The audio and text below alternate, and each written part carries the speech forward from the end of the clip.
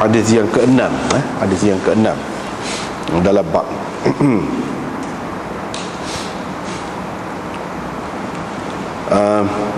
Imam Abu Daud dengan sanad yang meriwayatkan daripada Aisyah isteri Nabi sallallahu alaihi wasallam, katanya, kami keluar bersama Rasulullah sallallahu alaihi wasallam dalam haji wada'.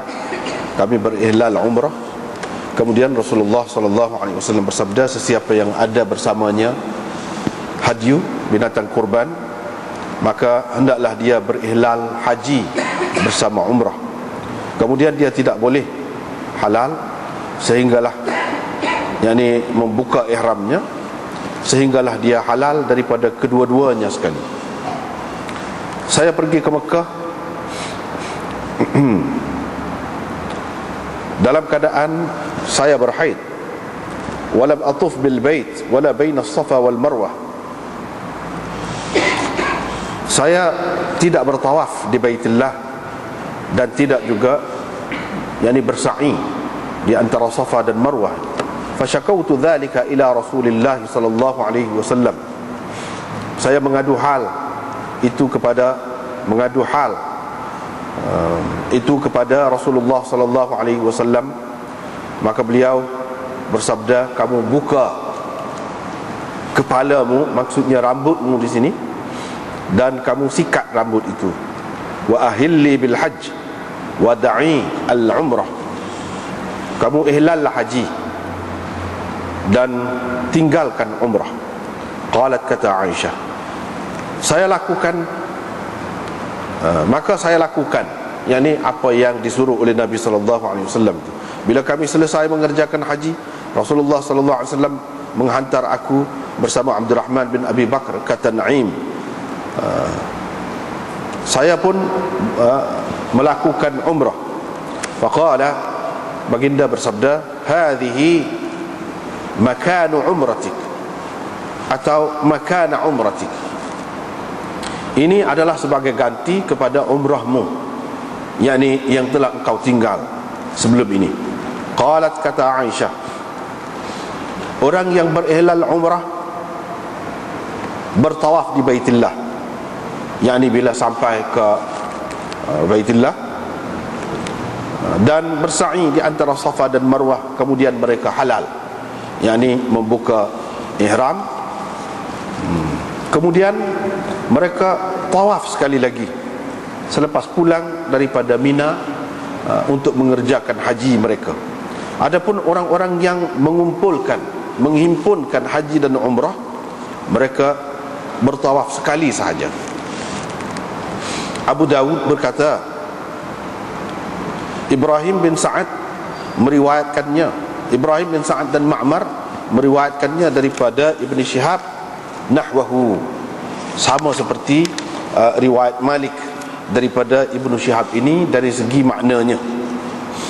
Mereka tidak ada menyebutkan tawaf orang-orang yang berihlal umrah dan tawaf orang yang menghimpunkan haji dan umrah, yakni orang yang melakukan kedua-duanya, iaitu orang yang melakukan haji qiran. Tak ada sebut. Itu hadisnya yang pertama. Malam ni, yang baru ni kita sudah baca dah hadis. Ini riwayat Malik daripada Ibn Shihab tentang apa yang diceritakan oleh Aisyah isteri Nabi sallallahu alaihi wasallam.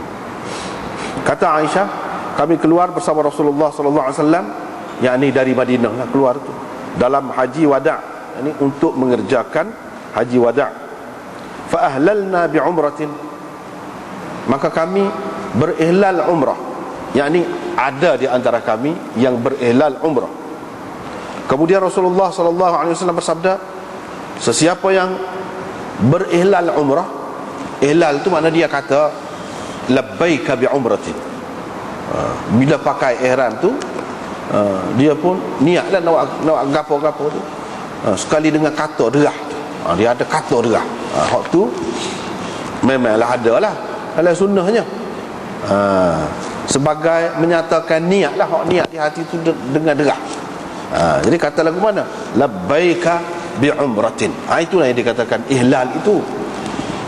Talbiyah, orang kata juga talbiyah. Tapi talbiyah ni tidak semestinya lagu tu, labbaik Allahumma labbaik, apa tu semua tu hak panjang tu, itu talbiyah dia. Tapi ihlal ni dia untuk menyatakan gapo dia benda hak kita buat tu, kerja apa, kerja umrah ke kerja haji. Tetapi dia juga menyebutkan labbaika bi umratin, itu ada. Tetapi kalau hak niat-niat macam semaya kau gapo tu, usalli fardhu zuhri 4 rakaat gapo semua tu tak ada dalam sunnah. Tak ada. Hak terai tak ada. Niat tu innamal a'malu binniyat tu memanglah ada tu hati, tapi dari segi kata derah. Kata tu sendiri dengar kau, setengah-setengah tu orang sebelah pun dengar kan. Hak tu tak ada. Tak ada dalam sunnah. Ada orang kata dalam Bukhari pun ada. Tak ada. Tak betul tu. Memang tak ada. Sebut apa yang diniat tu dengan derah. Tapi kalau haji ni memang ada, memang jelas itu ihlal tu lah. Ihlal ada. Labbaika bi umratin. Bukan semua buat umrah ni, ada yang buat umrah, ada yang tidak buat umrah, iaitu buat haji. Kemudian Rasulullah sallallahu alaihi wasallam kata sesiapa yang berihlal umrah ni kata lagu sani lah, niat nak buat umrah, lepas tu dia kata derak lagu tu. Sunnahnya gitulah. Bersamanya, dalam keadaan bersamanya itu ada hadiyu, makna dia bawa sekali binatang korban. Falyuhilla bil haji ma'al umrah, dia kena ihlal haji bersama umrah. Jangan umrah saja. Jangan umrah saja. Dia kena ihlal haji bersama umrah. Jangan umrah saja. Sebab apa? Tak ada guna. Umrah pun pasal dia tidak akan halal. Dia tidak boleh tahallul, orang kata, buka ihram dia. Sebab dia bawa binatang kurban. Seperti Nabi SAW yang bawa binatang kurban, dia buat kedua-duanya sekali. Ini dalil bagi orang yang mengatakan Nabi SAW itu sendiri melakukan haji qiran. Sebab dia suruh ihlal kedua-duanya, ihlal haji bersama umrah. Ihlal haji bersama umrah ni dia kata labbaika bi hajjatin wa umratin. Pasal apa? Pasal kalau ihlal umrah saja pun tak ada makna juga. Dia tak boleh buka juga ihram dia. Tak siapa maksud nak dapat kesenangan, kemudahan tu tak ada. Sebab itu dia kata kalau ada hadiyu, buatlah lagu tu, yang ni ihlal haji bersama umrah. Supaya dia jadi qarin, orang panggil. Orang yang melakukan haji qiran itu orang panggil qarin. Lepas tu orang melakukan haji qiran sani, qarin sani, dia tidak boleh halal sehinggalah halal daripada kedua-duanya. Setelah selesai mengerjakan kedua-duanya sekali, barulah selesai. Barulah dia boleh keluar daripada ihram itu. Dan dalam masa tu, antara dua amal tu, umrah dan haji tu, dia tidak halal seperti orang yang melakukan haji tamattu. Dia tetap kena jaga pantai larang dia, kena jaga. Sehingga selesai dia mengerjakan haji dan umrah kedua-duanya sekali. Saya pergi ke Mekah, saya berhaid dan tidak bertawaf di Baitillah. Tidak bertawaf di Baitillah. Jadi sampai di Mekah tu, supaya orang lain, dah muka dia tak bawa binatang kurban kan. Isteri-isteri Nabi SAW yang lain pun tak bawa juga binatang kurban. Bawa binatang kurbannya bersama dengan Nabi SAW dan Talha. Itu seperti hadis akan datang kita akan jumpa. Hak lain tu, bila dak Nabi SAW suruh buat haji tamattu. Suruh buat haji tamattu. Yakni dengan mengerjakan umrah dulu. Setelah selesai mengerjakan umrah, buka ihram tu bebas. Beberapa hari lepas tu, pada hari tarwiyah, pakai ihram semula dengan niat nak buat haji saja. Jadi setelah dipakai ihram untuk umrah saat ni, selesai gapo semua, tawaf gapo ni, lepas pada tu dah bukanya ihram. Jadi Aisyah kata, saya sampai di Mekah tu dalam keadaan saya ni mari kota, jadi saya tak boleh tawaf dalam di Baitillah.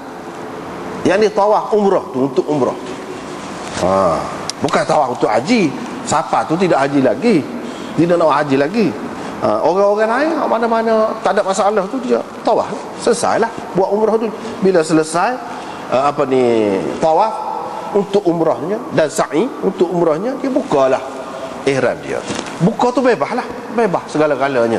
Seperti dalam hadis akan datang kita akan jumpa. Aisyah kata dia tak boleh buat gitu. Dia tak boleh tawaf. Pasal apa? Pasal orang yang mari kota, dia tak boleh tawaf. Dilarang bertawaf dan bersembahyang, dilarang. Ada pun hak lain-lain boleh nak. Tapi tawaf tak boleh. Sembahyang tak boleh. Sa'i tak boleh juga. Sebab sa'i itu dia terhenti di atas tawaf dulu.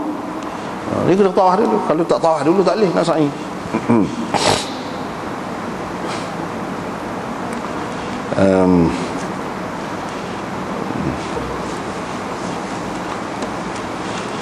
Kami berihlal umrah, fa ahlalna bi umratin, kata Aisyah. Kami berihlal umrah. Yang ni ada di antara kami yang berihlal umrah di peringkat permulaan. Ada haji, sebab dalam setengah-setengah riwayat kata kami tak ada maksud lain nak pergi itu, nak pergi buat haji saja. Ada di antara mereka tu yang lagu tu. Hak ramai hanya lagu tu lah.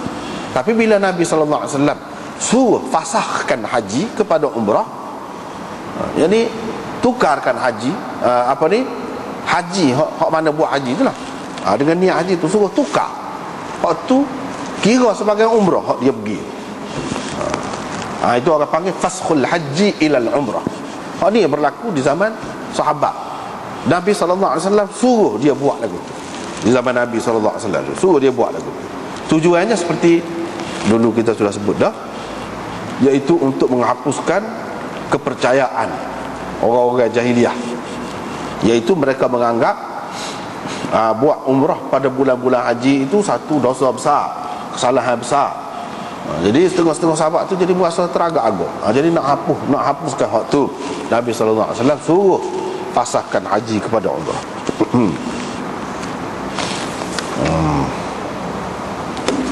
Suruh fasahkan haji kepada umrah.